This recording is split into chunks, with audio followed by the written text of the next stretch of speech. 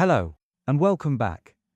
Tonight, we are going to investigate the walls of our own prison. But this is not a prison made of stone or steel. It is a prison whose bars are invisible, whose walls are built from the very air we breathe.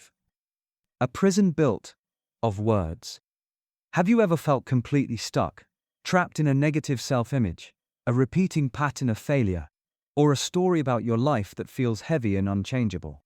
We often feel that these are solid realities, that we are simply observing the world as it is. We say, "I am an anxious person," or "this situation is a disaster," as if we are reporting a fact. But what if these are not facts? What if they are choices? What if the world you experience is not the world as it is, but the world as you have described it to yourself? If you have ever felt confined by your circumstances, or by your own identity, this journey tonight offers you a key. We will explore the life-altering wisdom of Ludwig Wittgenstein, to discover that the walls of our prisons are often built not of bricks, but of language. This is a path to understanding how the words you use shape your reality, and how by changing your words, you can literally change your world. If you are ready to discover the key to your own linguistic cage, and learn how to expand your world, I invite you to take a moment to like this video and subscribe. But only if you genuinely enjoy these videos and find value in these explorations. And do share in the comments. Where does this idea resonate with you in your own life? It's incredibly insightful to hear the perspectives from all walks of life. Now, let's become quiet archaeologists of our own language. Let us examine the building blocks of our reality, not with judgment, but with a gentle, liberating curiosity.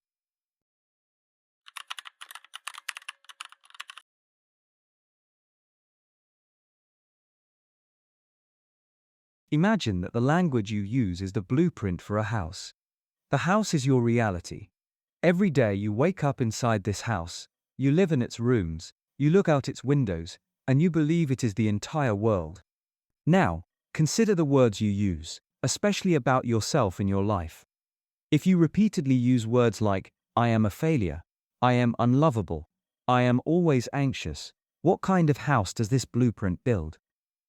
It builds a small and cramped house, with low ceilings and few windows. It is a grey, confining space. And because it is the only house you have ever known, you believe this cramped reality is the truth of who you are. The words have become the walls. This is what Wittgenstein meant. Your world does not expand beyond the words you have to describe it. If your vocabulary for yourself is limited to your flaws and your fears, then your lived reality will be a small and fearful place. The language isn't just describing the cage, it is actively building it, bar by bar, with every repetition. The statement, "I am an anxious person," feels like a simple description of a fact.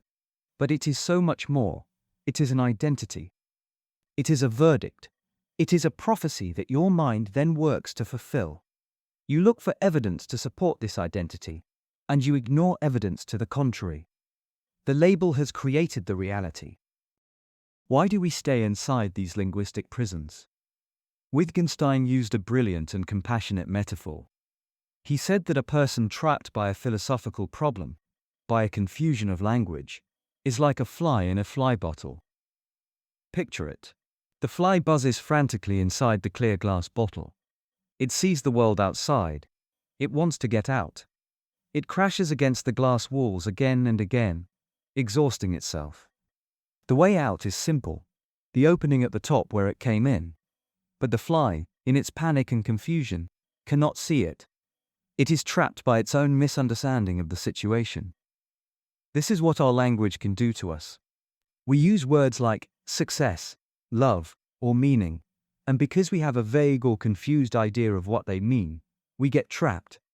We ask ourselves unanswerable questions. Why can't I find true happiness? We might buzz against the glass, when our very definition of happiness might be the thing that is trapping us. The goal of philosophy, for Wittgenstein, was not to give the fly new, grand theories. It was simply to show the fly the way out of the fly bottle.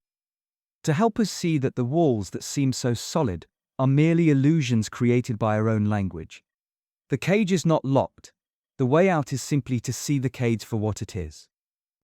If words build our world, then we hold a power that is almost magical.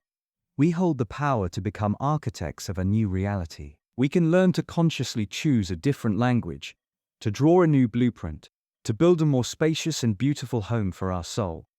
This is the art of reframing. Let us make this intensely practical. Consider the heavy, solid feeling statement. This project is a disaster. Feel the emotional weight of that word, disaster. It implies a final, catastrophic, unrecoverable event. It creates feelings of despair and paralysis. Now, let us choose a different language. What if we reframe it as, this project has encountered an unexpected and challenging outcome? Can you feel the shift? The new sentence is honest. It acknowledges the difficulty, but it is not a verdict. It is a description of a process. It implies that there is a next step. It opens up space for creativity and resilience. Let's try it with our own identity. Consider the cage-like statement, I am a procrastinator. It is a fixed identity. It is who you are. Ask yourself, as we learned from Socrates, is that true? Is it true that you procrastinate on everything, all the time?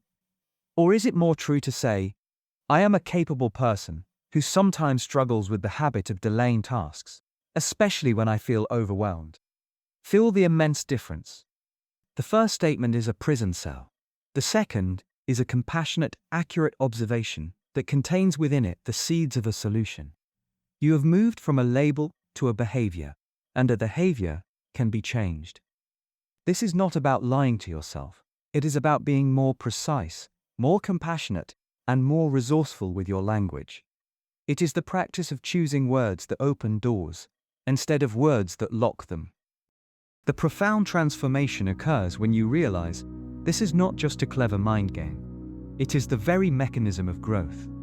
When you change your language, your emotional state changes. When your emotional state changes, your actions change. When your actions change, your life changes.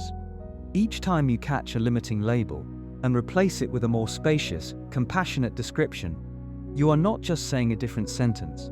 You are dissolving one of the bars of your cage. The walls of the house begin to move outward. The ceiling begins to lift. New windows open up, revealing landscapes of possibility you never knew existed. The world literally becomes a bigger place. You are no longer a failure, but a learner. You are no longer trapped by a disaster, but engaged with the challenge. This is the path of conscious self-creation, one word at a time. As you drift now towards the quiet, boundless world of sleep, I invite you to hold a final, resonant image in your mind. See yourself as a poet or a storyteller. Your life is your great epic, and your self-talk, the words you whisper to yourself in the quiet moments, is the ink with which you write it. For too long, perhaps, you have been writing a story of limitation, a story written in a cramped and fearful language. But tonight, you can choose to dip your pen in a new ink, an ink of compassion, of possibility, of empowerment. As you sleep, let your unconscious mind, the great poet within, play with new words, new phrases, new stories. Let it begin to draft a new chapter for you. Rest now, quiet author. The most beautiful story of your life is the one you will choose to write tomorrow.